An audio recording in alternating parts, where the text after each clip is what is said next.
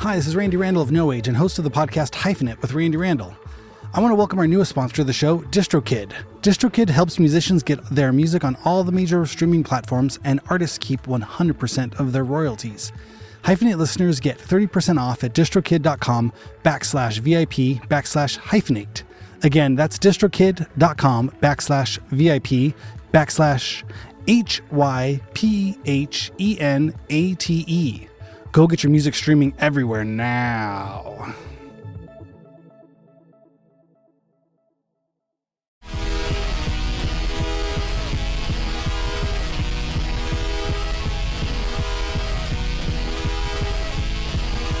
What's happening? Thanks so much for tuning in to Hyphenate with me, Randy Randall, for Monday, Monday, July 1st. Today's a halftime with my good friend, Mr. Aaron Farley. How are you doing, sir? I'm good. Welcome to July. July 1st. Yeah, man. I may still be a little slow. I'm waiting for June to start, and here we are already in July. This summer really has got the running shoes on. Is that a phrase people say? Yes, I think so. The summer's running shoes are in full force. Yes. Track shoes, actually. Track shoes with the little spikes and everything. Speeding by us here. I didn't even know July was here. Yeah. I didn't it's going quick. It's weird because being like this year being student teaching, and then everybody, like you really do, you get that last 3 weeks where everybody, like, it's kind of mayhem, and the kids are ready to go and everybody's ready for summer, and the teachers are ready for summer, but they're also like closing everything down and doing paperwork, and like it was mayhem. It's chaos. And then everything just stops. and I'm like, okay, this is weird. Okay. But then now I'm like, wow, it's halfway over. And then everything's going to ramp back up. Back into it. In like 1 month.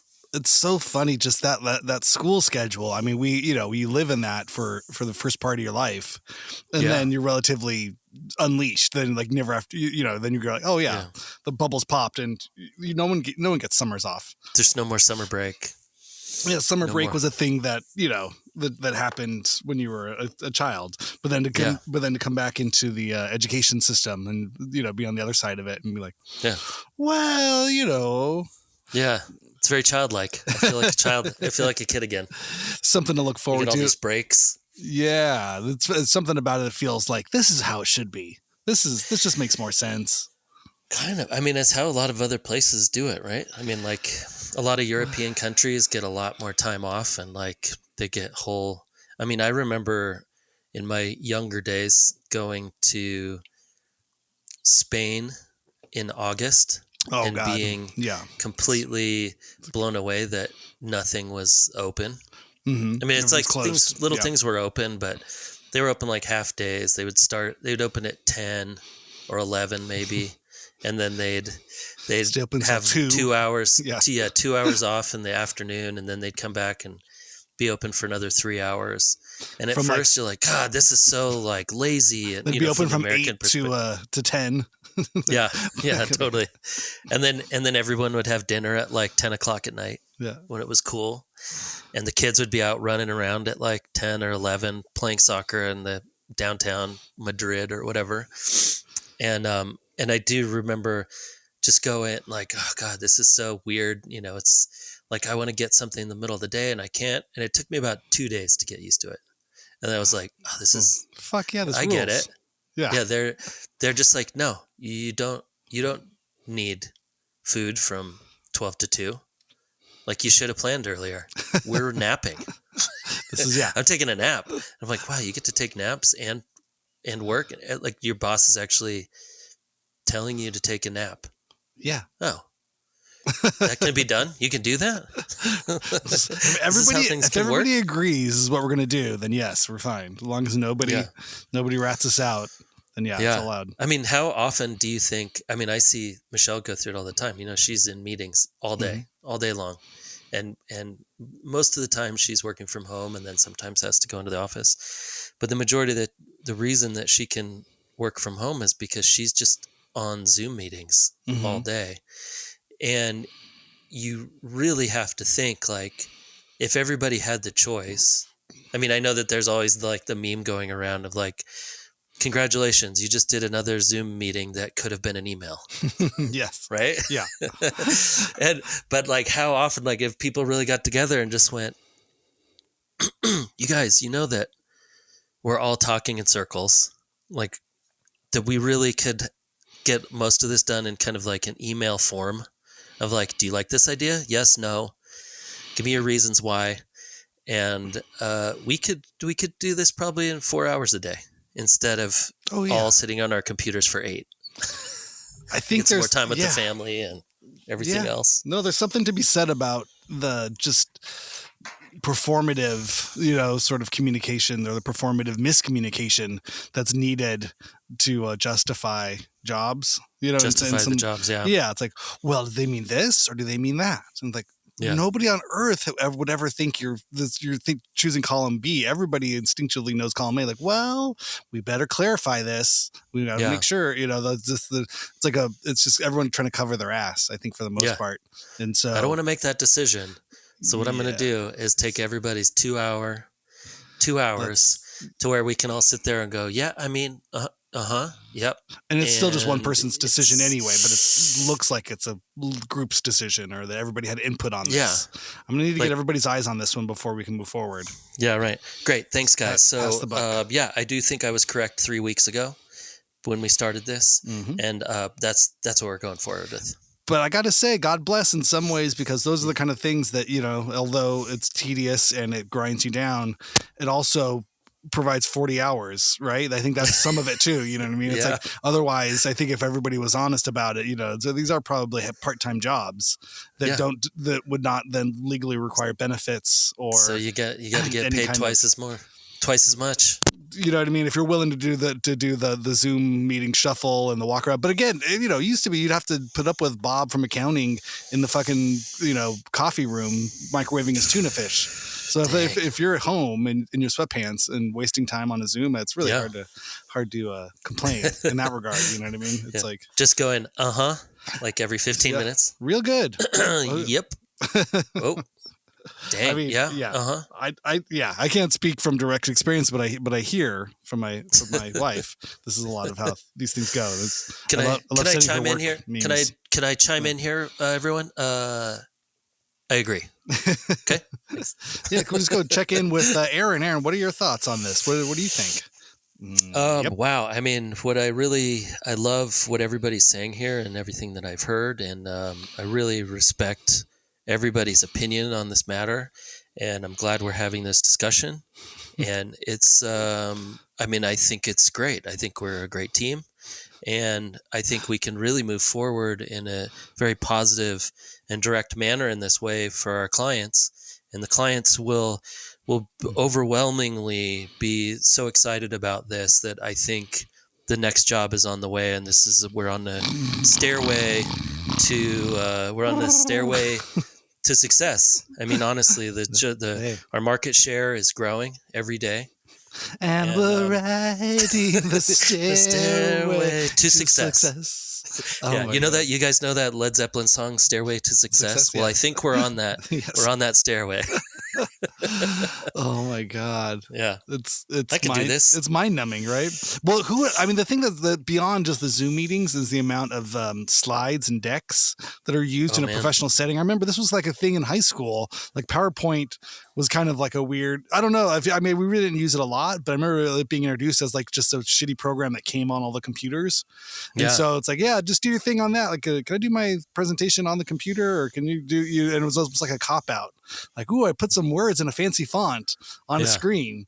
Whereas, like, if you would have actually cut it out and made like a report, like a, like a, what do you call those? Like a science report or something. Or those, like a book report or But the slide deck or the PowerPoint presentation was like such a cop out. Yeah. Find some clip art, put some fonts, and change the sizes of the words, and now it's a presentation. It takes so much less time, and it looked the same, if not better. But now that's like basic, like all business runs on It feels like a slinky or something, like something you fucked around with it in high school. And you're like, this is my cheat sheet here. Like, oh yeah, everybody's now, this is the professional Rubik's Cube. Everybody go to your Rubik's Cube and present us the next idea. You're like, okay. Yeah, totally. And the slide, I mean, a lot of those slide deck, like there's the apps that just built or whatever. I mean, I had to go through all the stuff now, like learning how to use all the Google apps and like Google Slides and Google this and that. And then you look and you're like, oh, this is how everybody makes those slides. Got it. You got you got like the twirly lines behind there and like the little boxes with different colors and like all this. But all the stuff is like very nice and the colors are nice and like, oh, got it. Okay. This is how it's done. That was the button you pressed to make it look like that. I see. Yeah, right. And then you do the AI to write the thing for you and you're good. Humanity moves forward, lurches forward one more day. Yes, one day at a time. Yep. And then the natural world goes, what? What's happening? Huh? I'm still just a tree growing out here. Huh? Same as I always have. I don't know. You guys keep changing everything, but I just really keep growing here in the forest. Sounds good. Let me know when this planet's too hot to live, and then we'll go ahead and die then. Yeah, I'll die then, and then everything will just other stuff will grow. What are we going to do over here? Giant what are we going to do? Will take over. Yeah. What do we care? We just grow and we die. And by the way, I saw a thing the other day. Speaking of growing, that there was they found a shark that they think has been alive for 450 years. Incredible. Or something. Yeah. Incredible. Yeah. What's that shark? You're just like, eventually when you're that shark, you're just like, I don't know, same day, every time. I mean, there's not really that much sun. Like if you're down low, it's like you don't have the sun and the moon and everything. You're just kind of life is infinity. Lights all the same. Life just goes on. You just want to eat stuff and make more baby sharks. It's a perfect killing machine. Yeah. I think that's a line from Jaws. All it needs to do is to eat and make more baby sharks. It does not care about you. There's no remorse. There's no feelings. Yeah. I also watched another meme of someone's uncle trying to ride a shark this morning, grabbing a shark by the tail and trying to ride it out of the past the dock. I'm sure that went very well. Yeah, he looked successful. Wow. He looked successful. It was a big shark. It didn't turn around and just bite his head off? I mean, it was trying at first, and then I think it was just like, well, I'm just going to try to get away. And then the guy grabbed his tail and tried to swim with it. Wow. So there's that side of sharks as well. There's that side of humanity. I think it's more of the question part is like, who's the idiot trying to grab sharks? All right. That's good. Or maybe the shark is like, finally, I've been trying to get one of these guys to ride my tail. I peeked out of the water once and saw a horse and was like, oh, wait, this is possible? Wow. These people can ride you? This seems really fun. This sounds like a new Disney movie. The shark that wants to be a horse. Like, wait a second. It's like the Little Mermaid. Yeah. It's like Little Mermaid, but sharks and horses. Or this is more like the Chinese, like Wish Temu, like knockoff of do your kids ever find those on Netflix or Hulu or something weird? It's like 4 generations removed, like knockoffs of Finding Nemo or like the Kung Fu Panda or something. You're like, wait, this isn't quite on brand, but it's been translated 3 or 4 different times. Like, who are these voices? None of the dialogue makes sense, and there's it's kind of budget. The mouths are moving at a different pace than all of the audio, and there's no real shading in the thing. They're kind of just flat cylinders. Who needs shading? Yeah. Listen, we got a cartoon to make here. Yeah, we're making it cheap. Speaking of shading, what about Steven McDonald from Redd Kross? Very awesome not shady. Yeah, not shady. Oh yeah, shading. Yeah, that was amazing. That was awesome. I know nothing. Well, so the first thing is I've known of Redd Kross, but I did not know. I didn't listen to. I mean, I guess I was a little young. I would have been like 4. Oh right, those earlier days. Yeah. 3 or 4. I think they sort of more came to prominence in the 90s, but that first stuff. but then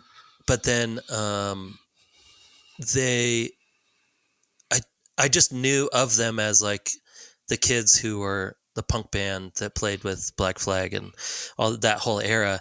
And when I looked, I'm like, I had no idea that they played all through the 90s, and they were kind of like, looked like Guns N' Roses. And that I had no idea. So I looked through and I was like, wait a sec. This must be, when sometimes there's two bands that have the same name on Spotify, it'll be like, right. It'll be like a band. And then there's also like the Jamaican dub band that's the same thing, and their songs get accidentally put into that other band's like history. Yeah. So then you're going through, and then so I kind of thought it was that. I was like, oh, there must have been another Redd Kross that was like a hair metal band.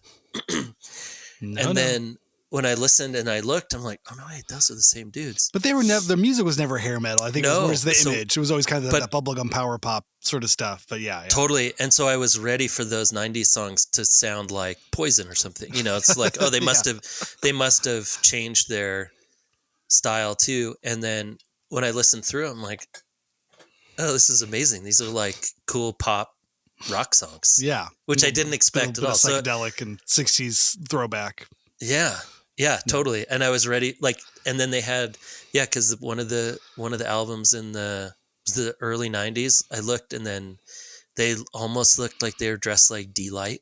Mm-hmm. Yeah, like they were like super disco-y, like that band Jellyfish. Do you remember that band? Okay. Yeah, and then like, which I saw open for the Black Crowes when I was a kid. It was my first concert I went to, like without my parents. Yeah, well, the '60s were very much alive in the '90s. Totally, totally. I mean? Like, yeah, which was and so it was great. So I went through and listened to a bunch of Redd Kross, like all of those eras, but I had no idea that they just were still making music in the 2000s and putting out records. And because I knew Steven, I had met him from Off when he was playing, and then with Melvins too.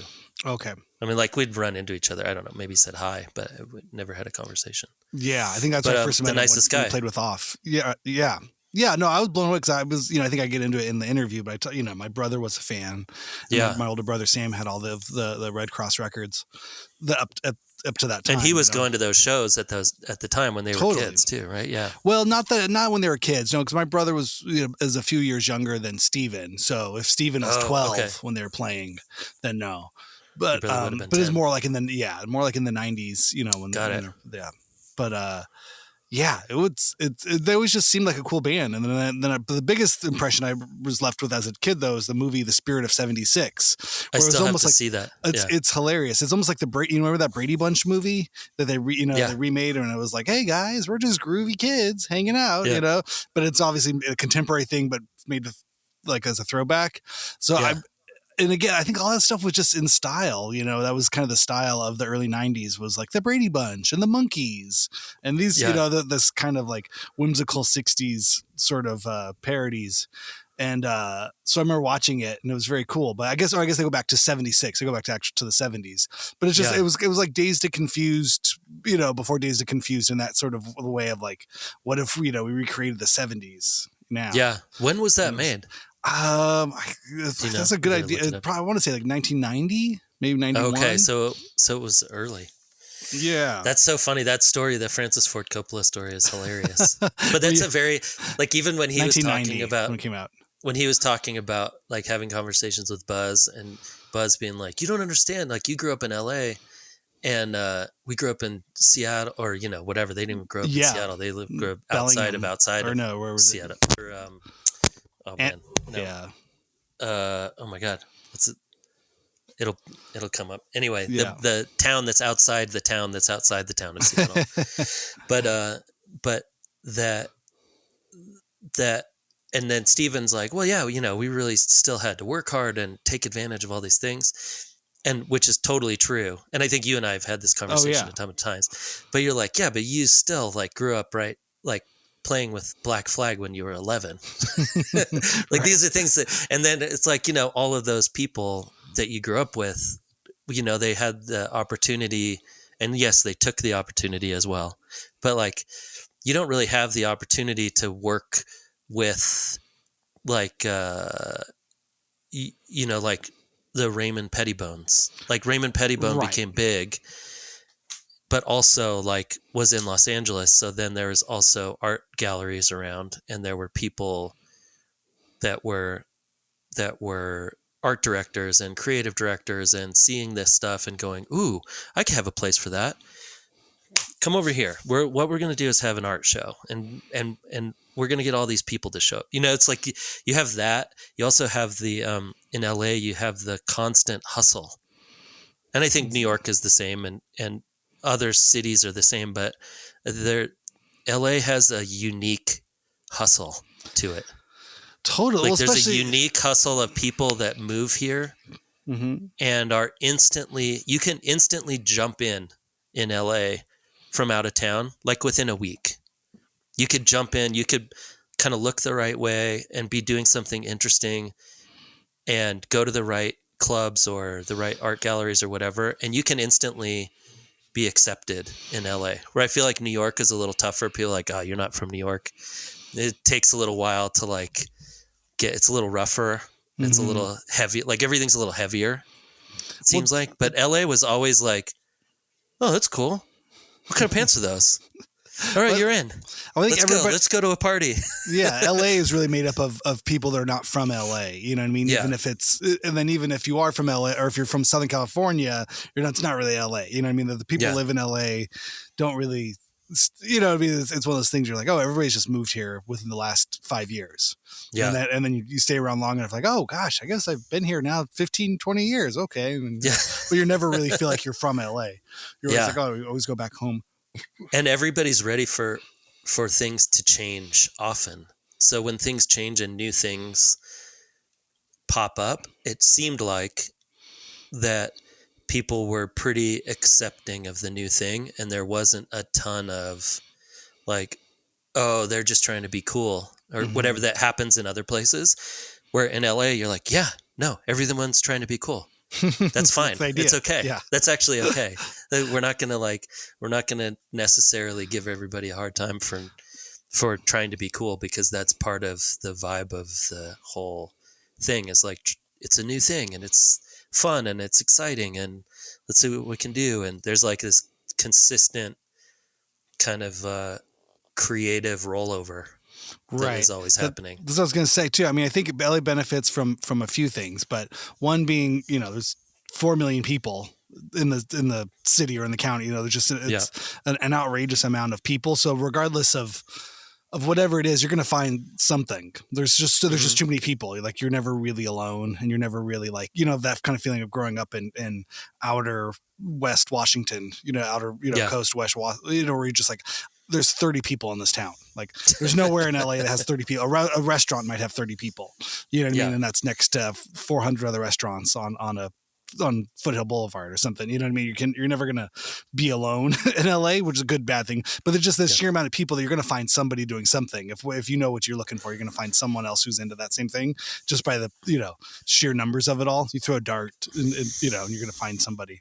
And then the other side is, then just the company town, or at least what it used to be, in that kind of way of like, they're just making media of all kinds. There's TV productions nonstop. There's film, or at least there was, in that 70s, 80s, 90s to a degree, so if you want to be an extra, you could be an extra. So technically your face is now in the frame of some production somewhere, at least, and it was back then, so there's always, there's a million people, and there was just stuff being shot all the time, because you just had to keep feeding the media sort of beast, the content thing prior to social media stuff. So there was that kind of feeling of like, and I get, growing up in Torrance, it was like growing up, like where I grew up in Walnut in the Inland Empire. It's like my parents had no connections to the film industry or entertainment industry or anything, but as a kid who wanted to know more about that stuff, you could go to a taping of a TV show. Like I went to a taping of American Gladiators when I was 12 years old. Oh my God, that's amazing. So it's like, it's possible to do, if you have any kind of like curiosity, and then beyond that, that if you want to work or do those things, and that's another layer of a pound of flesh you have to give over for that kind of thing, the amount of work and sacrifice or whatever, just grinding it out and going to auditions, which I think was a bridge too far for whatever my interests were. But it's there, you know what I mean? You could just go to cattle calls, you could go to places, you could go to things, and people do it every single day here in LA. So so that opportunity is so much different than anywhere else. Like that's not, they're not doing that in Iowa. No. And also there's and I have to say too, like even growing up, like there's just, I do feel like if you're willing to find kind of a place where you fit in as a creative person, that you can find those places. And mostly what I found was that most people were open to new things. Like even if you ended up, at a hip hop club in some neighborhood you never been to, but you really liked the group that's playing, whatever, like that there was always a kind of like, what are you doing here? Who are you? Oh, I'm here to take pictures of this. I like this group. Oh, who do you take pictures for? Oh, just for myself. You ever shoot for magazines? Sometimes. Which magazines? Blah, blah, blah, blah, blah. Huh. Okay, my friend's a such and such at this magazine. He's buying photos for $50. Oh, here's his email. Like that happens so many times. Like that people were like curious, maybe like it was like a very open curiosity of like, well, maybe if I hook this person up, then that's kind of what I want to do, and maybe they'll hook me up, or maybe I can ride along, or maybe like, oh, our band needs a photographer. Like the amount of like bands that I was like photographing for like 4 or 5 months or whatever, like going to shows and going on little tours and like, oh, we need press photos, and then it's just like there was always this like, we were young, but it was always this excitement, but I always felt very like when I would go to other towns, like there would always be a lot more haters in general, right, of just like everything. Like, sure. Ugh, I don't know, man. I can't, these pants, this band sucks, this da-da-da. And I didn't hear a lot of that in LA. A lot of it was like, I don't know, this band's new. I don't know about this music. We should go though, because everyone's going. Let's see what it's like. That sounds fun. My friends are going to be there. It was like, there was more of a positive kind of vibe in general, I think, of people just being interested in new things or what's happening. Didn't want to get left out. Yeah. I think it's the thing too, like, just with the amount of people too, it's like, there's just, the community is constantly evolving and changing and growing. Somebody leaves, somebody enters, and starts a new community, or the different, in terms of like an underground or punk scene or whatever that is, yeah. It's like, there's always just the sheer amount of people coming in and coming into the conversation, leaving the conversation, going over here, splintering off. I think that's definitely was interesting too. When I look at Steven's life, there's a little bit of that like Zelig kind of moment, like, how were you at all the cool places? Or Forrest Gump, I guess, is the better like reference, but like, you were just in every photo and you were with the cool people in every decade of whatever was going on. Like, obviously that's not a coincidence. It's either you or just everything else that was going on. And I think he's obviously at this age, so humble and so like, oh, I don't know, it has nothing to do with me. I don't know anything about anything, but almost to the point of like ridicule when his wife told him, like, don't fucking explain Led Zeppelin to me, dick.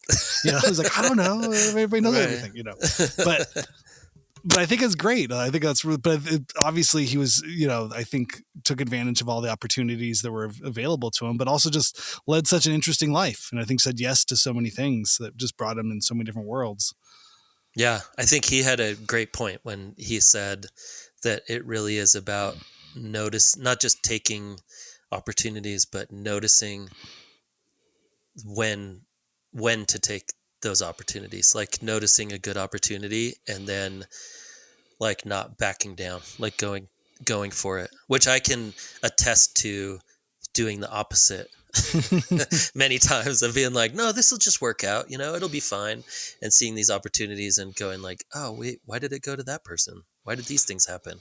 Like, oh right, like I waited too long, or I was like, I just thought things were going to happen instead of going to like really putting myself in those situations or whatever. Like that the majority of the people that I know that are still doing their thing and whatever, we're always like, yeah, no, I'm not going to go do this because I have to go work on this screenplay for 1 month and not go out, and because this one person wants to see it. And it's like those things of like, no, I can kind of see the future, and like, here's the steps that I need to take.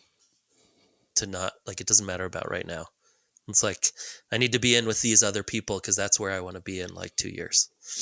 And that I think, I mean, it seems like some people have a natural ability to see the future and then be there, you know? I don't know what it is. I mean, you've met those people where you're like, so why are you always in the right place at the right time? This is crazy. Yeah. I've always just been a big fan of saying yes to everything, and then just see what happens. Because it's that thing of like the dumb stuff people usually forget. And if you happen to get into something cool, then it's just like, oh, well, that's cool. It also makes for really good stories. Sure, exactly. Usually. Yeah.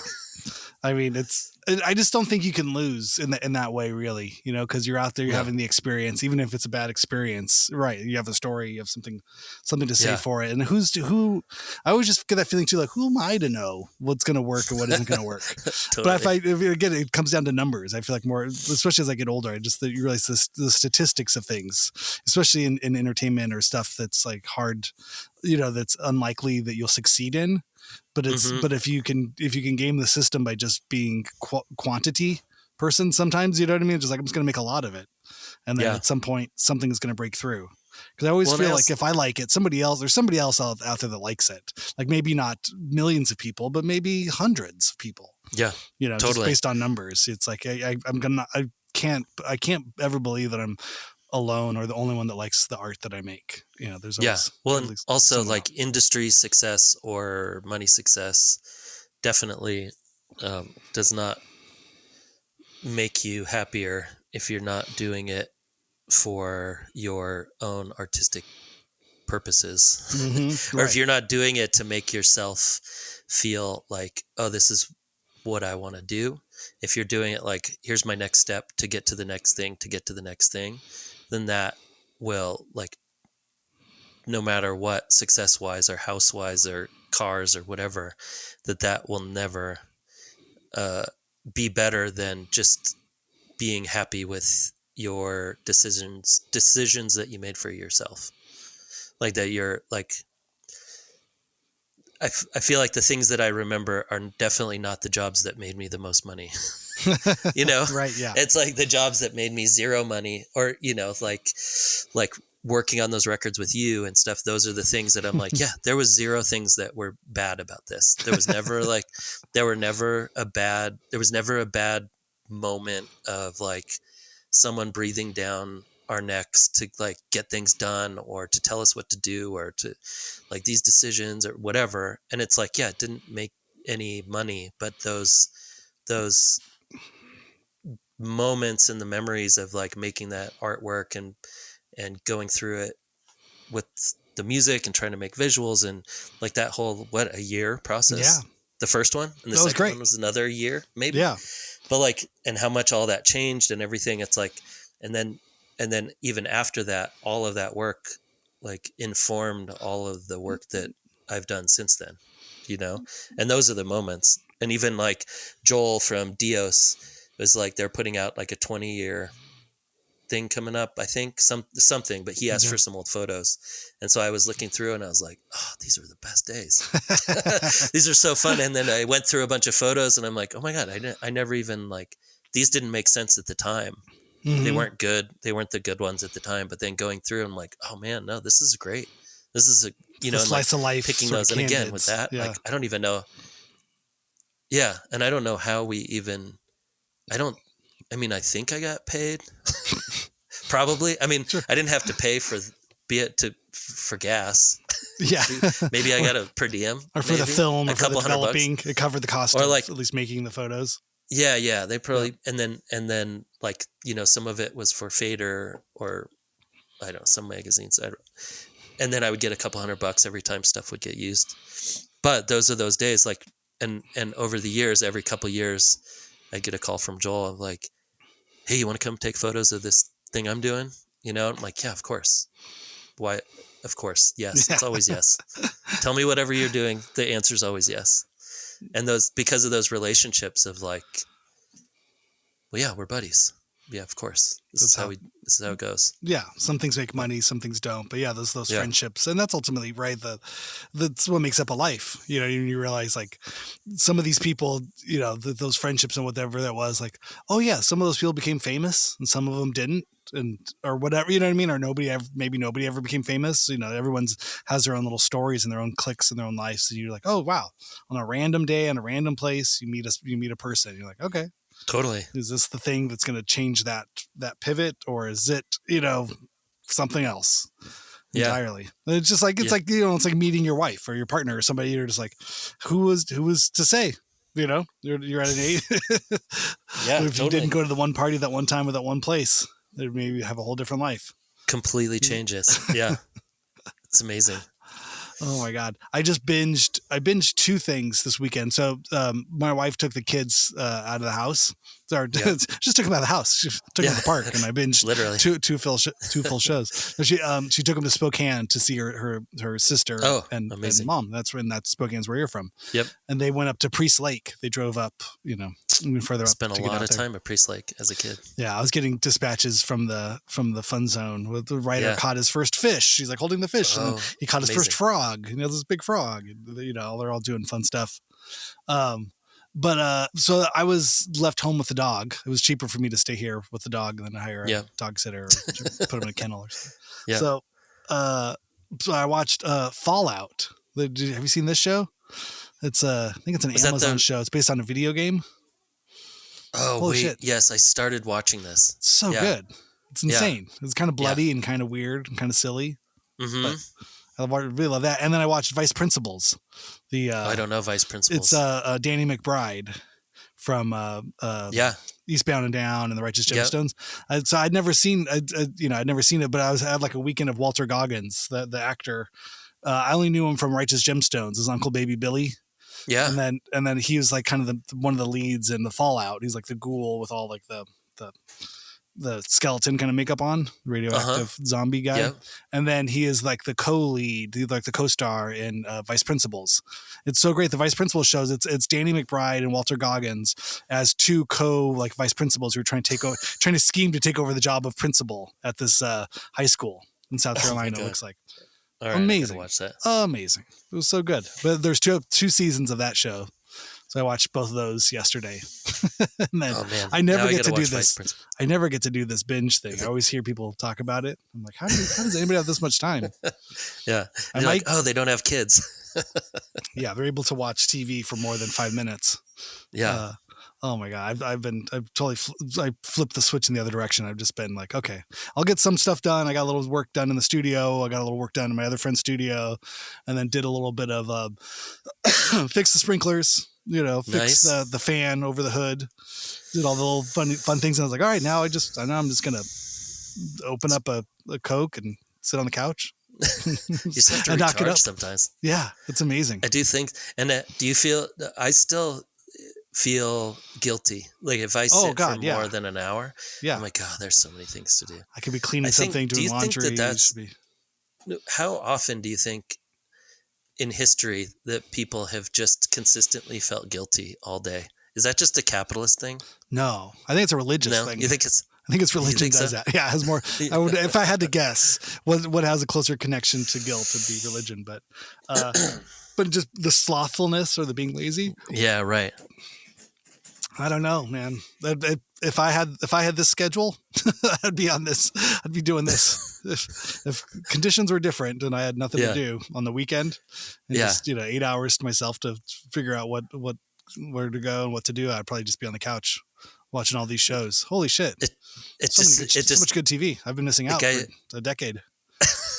Like I heard a story of some guy that was wealthy individual, and he was spending was it like $5,000 a month on Uber Eats and DoorDash. Oh no. And I'm like what would I do with that? Like if I had just kind of unlimited money, would I just consistently, and lived in LA or whatever, would I just consistently eat like hundreds of dollars of food for every meal if I could. I don't know if I would do that. Well, I always think think? it's about the scale, right? So I always in the sense of not like the weight scale, but like if you have billions of dollars, spending a couple $100 on a meal is like the equivalent of, spending a couple pennies on something, right? Yeah. It's like, it's relative to the overall pot. However, you'd have to think that, it's just dumb is dumb. But again, he's keeping a whole industry. He's probably, propping up an entire arm of like some food delivery service. I just don't even know how. I know that shit's expensive, but could it be that expensive? You can spend that much on food? Eating at Nobu, like Nobu every day, like having it driven from all the way across town or something. I guess. Helicoptered it's possible in, maybe? to do. Yeah, you hear about those kinds of people, I suppose. Yeah, I need to do the math. Maybe he's got a lot of friends coming over and he's doing like full buffet big style parties all the time. Yeah. But at some point, I mean, is it cheaper just to have a personal chef in the house? Probably 24/7, right? I mean, there's like those conundrums, those questions that rich people have to have at some point. Like, I'm going to spend so much getting all the best food delivered here. Can I just hire somebody who just will make me whatever I want to make, whatever I want to eat, whenever I want to eat it? Like, it could, but then you got someone in your house. I guess you have a big enough house, then they have their own quarters every day. They're just coming to work. Yep. Oh, but then I think that's all. But times. You hear about that too in relation to like celebrities, and I think the celebrity quandary to it then is, but then they also have to look like they're 20 years old, so they can't really eat anything. So then it's this hard thing of how do you make air taste delicious, and so that's why they hire these personal chefs or get this like kind of interesting food that's more air than calories, and so they can barely eat. Have a personal chef that makes them the least caloric food throughout the entire day. Then you have a personal trainer, right? You have to have your dietitian. Mm-hmm. It's a whole thing. Then you get that's when your own personal hair and makeup and stylist to come over. I mean, these are not outrageous things. Again, talk about propping up an industry. Like one celebrity could be spending whatever, I don't know, $100,000 on just all of those accoutrements in a month. Oh yeah, like that's so easy to do. Yeah, and I mean, we all have had friends who've been stylists or makeup artists or whatever for. A celebrity for moments at a time, and it's like you get close to person's. You get too close to a star, you burn out. The heat from the star, it's impossible to stay in that orbit. Yeah, I mean, I remember our friend was Sarah Palin's makeup artist when she came out, and she just got hired. It's a gig because she was a makeup artist and didn't know it was like this governor from Alaska or whatever, and got hired and then was there for a lot of those moments of all of the craziness. And she was, NDA. Oh, the second I start talking about Sarah Palin, Olive just goes crazy. Ollie, come here. But I feel like some of those Sarah Palin times, don't say anything. This is an NDA situation. You're gonna you keep talking. Yeah, you're gonna get sued, Farley. Do NDAs extend past? You're just you? Can an NDA be like sent for like a whole like friend group? Like you and all your friends have to sign NDAs because I know you're not going to keep your fucking mouth shut. So she couldn't tell us anything. Yeah, wow, it was funny. But I'll try to get stuff, and she's like, let's see. Nope, I can't say any of that. But then later on, I think she could talk about it. I think she got interviewed. A certain number of years. Wow. But what a simpler time. I feel like Sarah Palin, like talking about, being ignorant and saying dumb stuff and being folksy. Like that felt like such a different time now where whatever this political circus is, it's just like, oh geez. That debate between, who was it? Her and was it her and Biden? No. I don't even know. Wait, who was she debating? Yeah, it would have been, no, Obama. Right, this is Obama days. Yeah, but she was vice president, so she would have debated Biden, right? Okay, that would make sense. Yeah. Oh wow! Wait, we got to go look that up. That must have seemed like two absolute geniuses debating each other compared to what just happened. Oh, I just feel like we're just slip closer and closer into parody or satire. The reality and the satire is just so like this isn't real. But don't you think, Cap, I was just thinking about this and then talking to a couple friends yesterday, and I kind of think this is the only, it's it's the only logical way for capitalism to go. It has to, because it has to like to Looney Tunes hit the extremes at some point. Kind of, because eventually money becomes much more powerful than any political system, because whoever has the money, like, you know, even in a city, like if you get a city, or you get Detroit, for example, and you get General Motors, and you don't have any rules for General Motors to stay because General Motors has more money than the city does. And then General Motors just goes, we're out. And there's no consequences, and it completely ruins a whole city. And then the city goes, wait, no, guys, come back. And like, no, we have more power than the government does. And I think that we're in that situation now where, like, who in their right mind, like which young people want to go into politics for, like, to be the president or whatever, that, because they're like, what, I could make like $1 million being a consultant.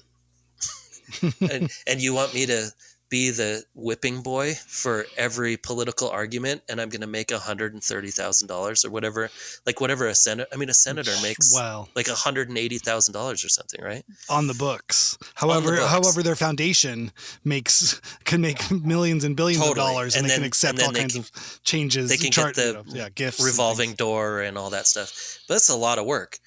You can also be the person who controls the revolving door when you're like 28 and make a ton of money and not have to be the whipping boy for anything. And I do think that there's we've gotten to this point to where people are like, why, there should be so many more candidates. And it was like, I don't think people want the job. Like, the job sucks. I don't think it's so, well, yes. And so like these older people, they're just like, keep the old guys in there. 'Cause the old guys are like, this is still a thing from when they were a kid. Like, anybody could be president. This is amazing. We're going to change the world or whatever. And then now, like, most of the younger people, I mean younger by like even our generation, 40s, 50s. I just like, I don't know, man. This seems rough. I'm going to keep with my corporate business job and just try to sell ads to the politicians and make millions of dollars on the side. Yeah. Well, I think there's there's a few things where it's like, is the ability to affect change really there? You know what I mean? That's this idea, especially when you talk about like young people, like there's a certain idealism that I think comes with that sort of age bracket. Yeah. You know, and so you go, well, where is change actually happening? Who is pushing progressive ideals or conservative ideals to the point that things actually have an impact, you know, and usually that's going to be in industry, you know, this new tech kind of billionaire set, you know, the Bezos and whatever, Musk and things, and that, or in the media set, you know, with like a Joe Rogan or somebody like, you know, where you can actually feel like one person has a voice and it's heard. Less so, I think, in the political world, where you don't really see like, is anything getting done? Like, does anybody changing anything? Is there anybody who's actually, you know, when it should be the other way around, you know what I mean? These politicians should be the ones with who have been trained or have a level of education and you know, information and experience, and being able to guide a country, state, city, municipality, whatever it is, like with some sort of sense of like leadership. But it just that hasn't been the case, you know, for a while. So I don't know. I think that's definitely part of it. And then in terms of, you know, just I think there's people that want the job. I think there's more people that would want to run. I just think there's this narrative that's created around Trump, which benefits both sides, that his sort of fascistic, you know, revolution is inevitable. Therefore, the left has to, you know, run somebody that has defeated him before. You know, there's this kind of weird monolithic sort of boogeyman status that Trump has taken on within the culture that I think, but that I think benefits the left as well, by having, you know, the if you want to make your superhero look strong, you give him a strong enemy. You know, there's that kind of the narrative sort of structure to it all, of like, who can take down the biggest bad guy? It's like, only the biggest good guy. You know, so it's like, I just don't think it feels, at least in this election, that it's such a clown show because everybody's afraid to move any direction because ultimately the way it is benefits so many people in the political world financially. Totally. And I think though my hope would be that post this election, whichever way it goes, things break or things get to the boiling point where it's just such a catastrophe that it has to, it's popping of the pimple, one way or the other. It's just, it's unsustainable. This, sort of political run the way things have been, whether that means new candidates, whether that means new ideas, new parties, new something. The hope is that there's something out there. But if the loss of whatever negative kind of right-wing restriction of rights can be mitigated as such that we stay on this dystopian path, reduce that curve as much as possible. But even there's thought like, oh shit, if it becomes full on like gnarly shit, then there's what sets the precedent for the change to swing back the other way. But I don't want to have to go through that. That's not something I'm looking forward to do or having my kids go through. I don't think kind of world, that hellish does. Landscape. But somebody does. I mean, somebody wants to restrict all the, all that stuff. I mean, by anybody, I mean most people. Right. Right. I think that the majority of people really are just like don't want to live in that world that the internet predicts every day of like civil war, or we're going to be fighting each other with guns, and we're going to this and that. Everyone's like fighting each other with guns, and everyone just wants to go like, no, I just want my kids to go to school, and then I want to work and then go on vacation every once in a while. That's really the goal, I think, for most people. Sure. And the majority of people can happily live next to each other if there's not someone being the like. Have you ever seen the videos of like when the cat like when like two cats are about to fight and a crow flies down and like pokes one of them? Oh, you got to look this up. It happens often, right? Crows get cats to fight. So there'll be two cats that are like, doing the cat thing. And then a crow, like crows will like kind of dance around the circle a little bit, and then they'll pop in and like poke the cats to get them to fight each other. But they never fight the crows, right? They only fight each other. And I feel like that's where we're at. Like we get to this point to where both sides are these two cats that are like meowing at each other from like kind of still a safe distance. And then whoever it is, the politics or the media or whoever is benefiting from the fighting, goes in and like pokes a little bit. And nobody goes back and like tells the crows to leave. Everybody just goes like, well, I guess we're fighting now. Yeah. And just like goes for it. And like, so why? What? I mean, I watched these things of, some of those, some of the, Palestine, Israel, like in LA, some of the stuff back and forth, and the people out in the streets, like putting flags in each other's faces and, just doing the whole thing. And I'm like, well, I completely get it. And some people are made for that, right? Some people are made like the instant something happens, get out in the street. I'm out in the streets. We're going to be going back and forth. And that's their way of working through a situation. But many times I think in those situations, there's people in the middle instigating that are not in those situations, that are not there, right? They're like somewhere else, getting people to show up, filming the fighting to make it look like everybody, you have to pick a side. There's got to be a side in every situation.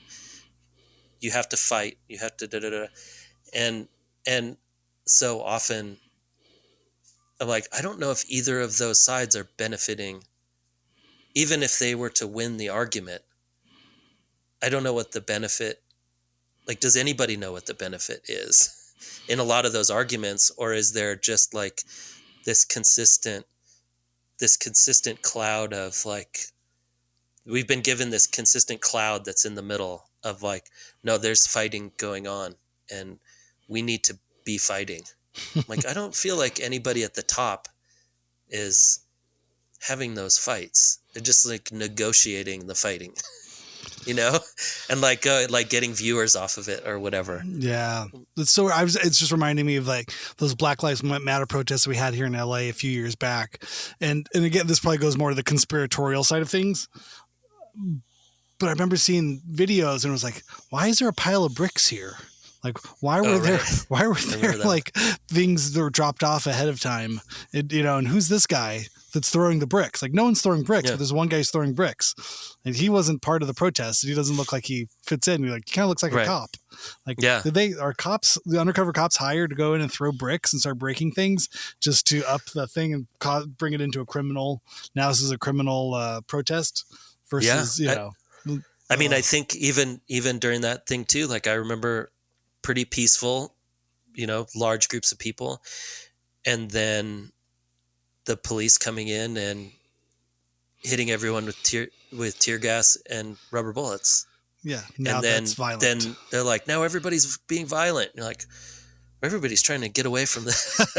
And it's not always the cops, but I think that there's also like these groups of people that are brought in and that start the violent part. I mean, I remember this when what was it called? The Battle of Seattle in like 99, right? Yeah. And that even that happened there, where a lot of the people, they filmed people throwing bricks through windows and, breaking Starbucks and everything else. And then they went back and I ended up knowing a lot later on. I knew a lot of the people that were up there for a lot of those protests, and they're like, yeah, no one knew who those people were. They weren't part of our group. They didn't come with us. They didn't come with anybody. And that was the only thing that was filmed and shown.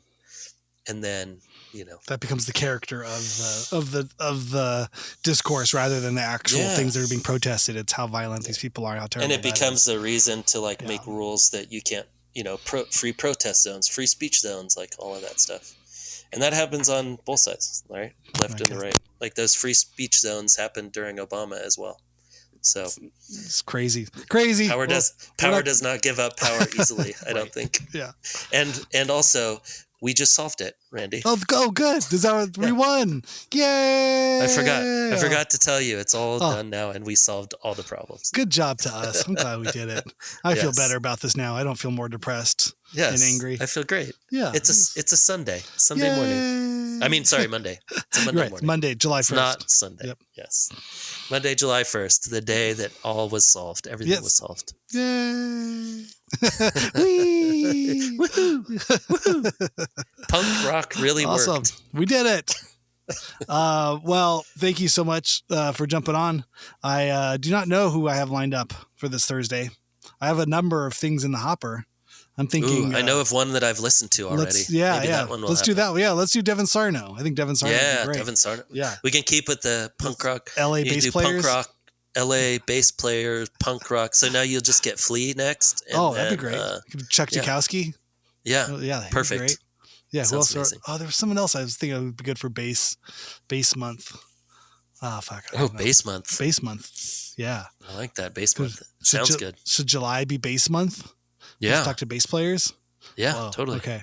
I got to come up with like a funky, Seinfeldian bass part for the theme song. From the band who has no bass player. Right, exactly. Yeah. From the man who's in the band with no bass player. It's bass month. It's bass month. Like, why do you guys fucking suck all the time? Like, I have a band and we don't even fucking need a bass player. Like, let me tell you about why we don't have a bass player. Yeah. It was a conscious choice. I love bass players. I would definitely have a bass player in every band I'm in moving forward. I think the No Age thing was so unique, and I've learned my my limitations with covering the low end. Like, I love having a bass player. They do so much. They carry all the heavy stuff. the heavy notes. Yeah, you guys bring the heaviness. Yeah. Including the equipment.